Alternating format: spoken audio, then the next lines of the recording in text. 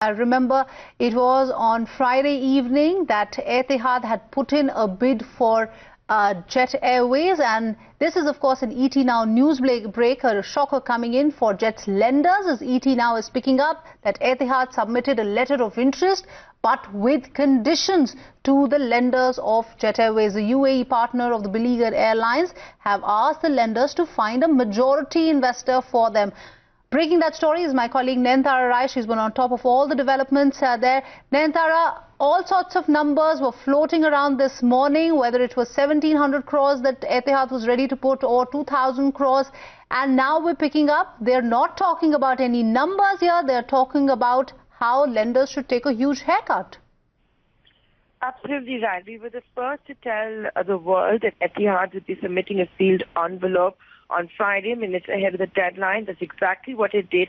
And a shocker for the lenders when they opened that sealed envelope submitted by Etihad on Friday evening. There's no bid. In fact, it's just a set of conditions that Etihad has put on the lenders to get it to invest as a minority investor. Remember, it's an existing equity partner with a 24% stake.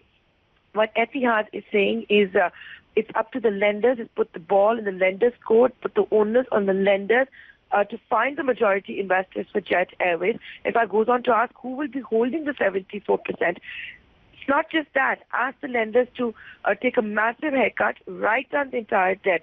More than that, it's saying that if it needs to invest money, whatever the amount will be, it wants an open offer exemption. So it's a whole host of conditions that Etihad is putting in to stay on board, to try and get Jet Airways back in the sky.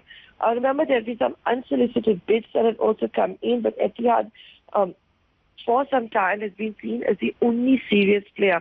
So is it going to be the bank's owners to find a majority investor? That's the story that is now going to be unfolding.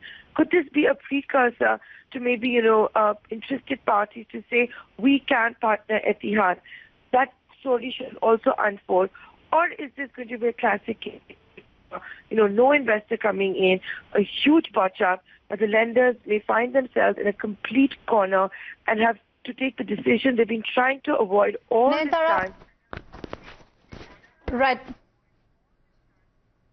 Nayantara, stay on the line with me. Joining me now on the show is Mark Martin. Mark, we are given to understand that it's a really startling revelation, and it's a shocker for Jet's lenders as well, that Etihad in the sealed envelope has not given any bid. They have only put forth conditions. They're talking about how there is a need to find a majority investor, and they are seeking exemption from open offer norms as well.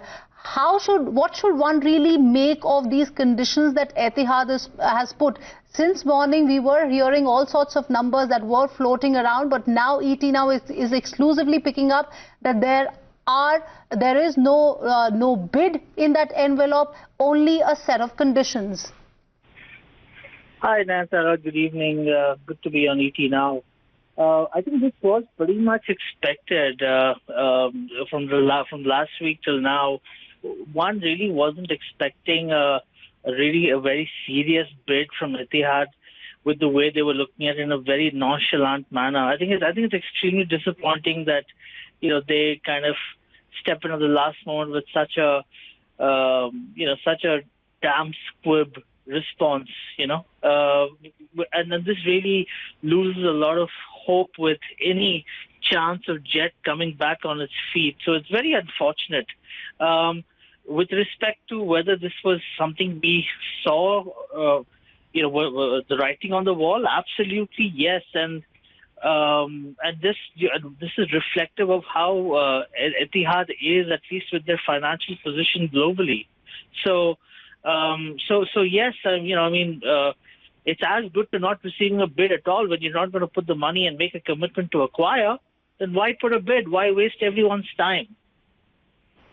Martin, good evening. That's a very valid point that you're bringing up, and this may be the second time that Etihad is doing this. Remember, last time round also it was negotiating with the lenders. It was pushing for Naresh Goel and his wife to step down from the airline they founded. They got their ways, and then you saw exactly what happened. So just from the aviation perspective, if there's no Jet Airways, Etihad's own future in the world is remaining with a big question mark. Can it possibly survive without a Jet Airways? Look at the losses it has. Look how the Italy acquisition also went completely wrong. From a lender's perspective and from the aviation industry perspective, do you see any revival that is absolutely possible at all? I cannot believe that it is now going to be the lender's business to try and find a majority investor that will be acceptable to Etihad. Is it maybe what I'm trying to get at, time to call Etihad's bluff, or has that ship sailed? Good evening. Hi. Thanks for having me. Just a quick one. I mean, I think it was very clear from the start that Etihad really wasn't clear with its intent to acquire. If it did, then it would have jumped into a partnership or something with Naresh Goyal, and that clearly didn't happen. I think that should have been the indicator for us all. You know, and in all fairness to reality, we would, you know, it was absolutely clear from the start that the bank was supposed to fund or look at some sense of funding to keep Jet alive. What Jet needed was about 2,000 CR, and I find it absolutely surprising that the bank did absolutely nothing to hold the fleet back and practically watched aircraft being taken under their very nose. Why would anyone want to devalue its investment holding? And that's precisely what happened with SPI. You know, okay, water under the bridge. Even when it came to keeping the airline going, they should have pumped in at least 1,500 to 2,000 CR with ensuring Jet was still functioning, and that clearly did not happen as well. So now, you know, there is absolutely no value in a Jet acquisition for anybody, and I was pretty hopeful that I thought maybe, you know, Etihad might come up with some sort of a acquisition and, you know, make an intent, because if there's anybody who knows what value Jet holds, it's Etihad, because they practically ran that airline for 5 years. So, and if they're backing out, and clearly their intent has been more on the lines of how typically Arabs look at global investments. You know, if I can get it really cheap, I'll take it. Otherwise, I'm not interested at all. So it's a pressure tactic. It's a push tactic, and I don't think SBI is going to fall for it. All right, it's a pressure tactic by Etihad, and it doesn't look like SBI is going to fall for it. We still have to wait and watch what the lenders really make of that envelope which had no bid. That is what my colleague Nandhara Rai is breaking right now on ET Now. Mark Martin, many thanks for speaking with us, and Nandhara, of course, who broke that exclusive story. She's been on top of all the developments in Jet Airways.